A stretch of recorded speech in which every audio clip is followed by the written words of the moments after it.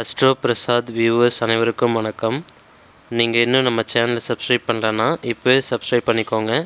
பக்கத்தில் இருக்கிற பெல் பட்டனையும் ப்ரெஸ் பண்ணி ஆல்னு செட் பண்ணி வச்சுக்கோங்க. அப்போ தான் நான் போட போகிற ஒரு வீடியோ உங்களால் ஈஸியாக பார்க்க முடியும். நிம்மதி இல்லாமல் தவிக்கும் தனுசு ராசி, அதாவது 7.5 சனி முடிஞ்சதுக்கு அப்புறமாவுமே எந்த ஒரு பெரிய நன்மைகளும் நடக்காத தனுசு ராசி அப்படின்னு சொல்லலாம். எதற்காக இந்த நிலைமை உங்களுக்கு இந்த மாதிரி ஓடிக்கிட்டு இருக்குது அப்படின்னு நம்ம இந்த வீடியோவில் பார்க்க போகிறோம்.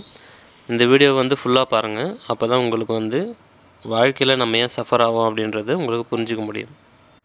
முதல்ல நீங்கள் நிம்மதி இல்லாமல் தவிக்கிறீங்க அப்படின்னாவே முதல் விஷயம் செய்த கர்ம வினைகள் தான் காரணம் அப்படின்றது முதல் தெளிவுபடுத்திக்கோங்க. நீங்கள் அதை ஒத்துக்கிட்டாலும் சரி ஒத்துக்கலைன்னாலும் சரி, ஜாதக அமைப்பில் சில கோளாறுகள் குளறுபடிகள் இருக்குது. அதனால தான் பிரச்சனை இருக்குது அப்படின்னு அர்த்தம். அதாவது உங்கள் மனசு நிம்மதி இல்லாமல் தவிக்குது அப்படின்னாவே கர்மா அதிகமாக இருக்குது அப்படின்னு அர்த்தம். நீங்கள் பண்ணீங்க பண்ணலை, உங்களுக்கு அது தெரியுது தெரியல, ஆனால் கர்மா அதிகமாக இருக்குது, கர்மவினைகள் அதிகமாக இருக்குது அப்படின்னு தான் அர்த்தம்.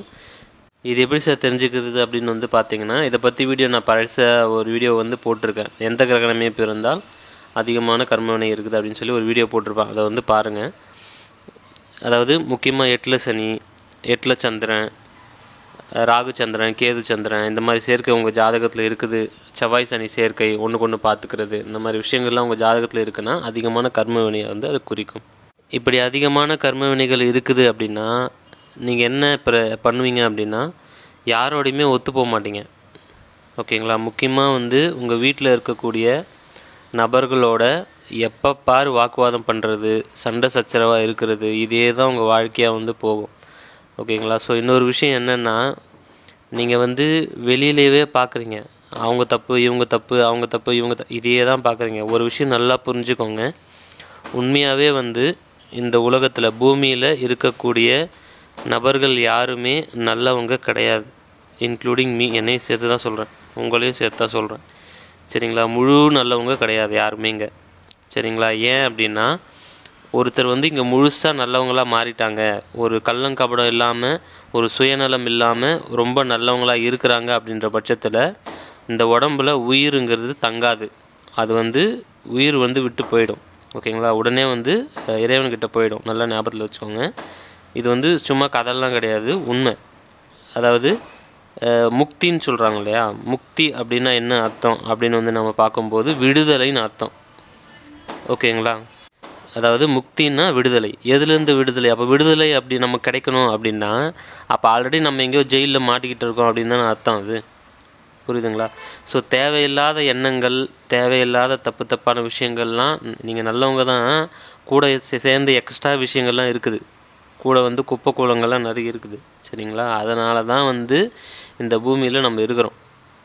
புரியுதுங்களா? ஸோ அப்படி இருக்கும்போது அங்கே இப்போ விடுதலை அப்படின்னா, முக்தினா விடுதலை கிடைக்கணும் அப்படின்னா அது ஒரு பக்கம் இருக்கட்டும், அந்த டாபிக் நம்ம போக வேணாம். இப்போ இங்கே இருக்கிறவங்க எல்லாருமே ஏதோ ஒரு விதத்தில் தப்பானவங்க அப்படின்னு அர்த்தம். புரியுதுங்களா? ஸோ அதனால தான் முக்தி கிடைக்காம, விடுதலை கிடைக்காம இங்கே சஃபர் ஆகுறாங்க.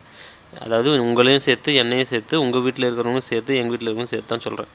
ஜென்ரலாக எல்லாரையுமே தப்பாக இருக்கிறதுனால தான் நம்ம இங்கே இருக்கிறோம் அப்படின்னு ஒரு புரிதலுக்கு வந்துடுங்க.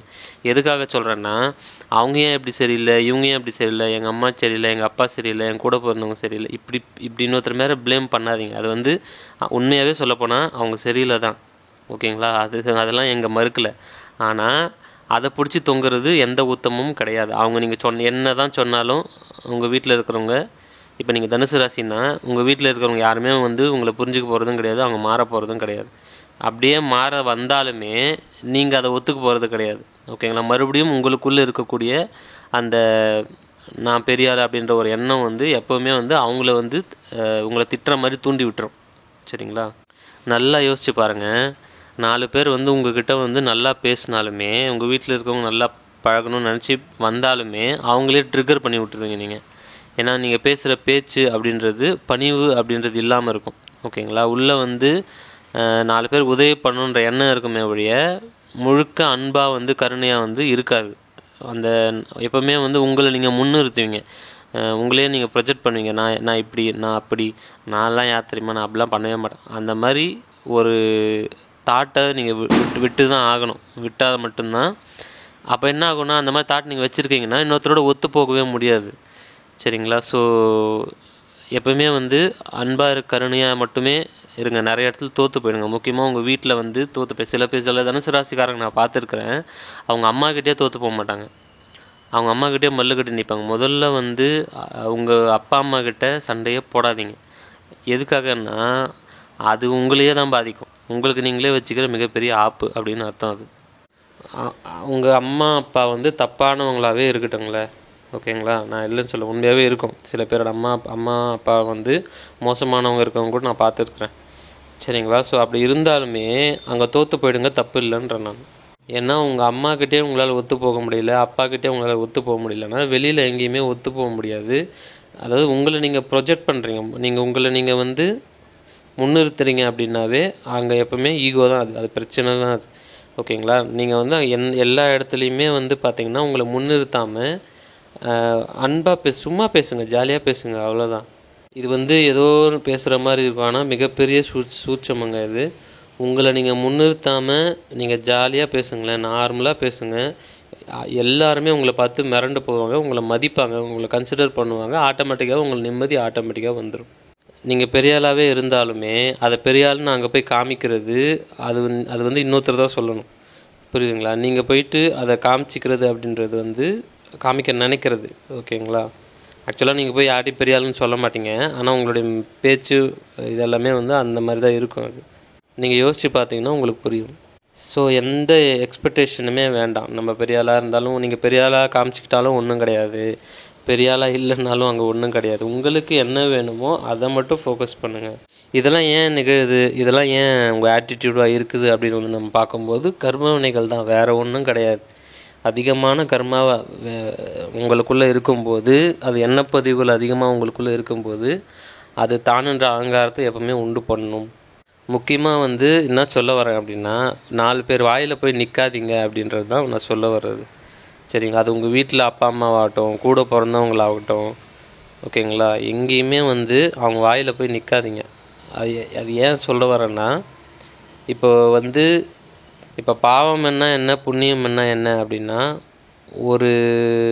அதாவது எத்தனை உயிர் வந்து உங்களால் சந்தோஷப்படுதோ அது புண்ணியம், எத்தனை உயிர் உங்களால் கஷ்டப்படுதோ அது பாவம். இவ்வளோதான் விஷயம், ஓகேங்களா?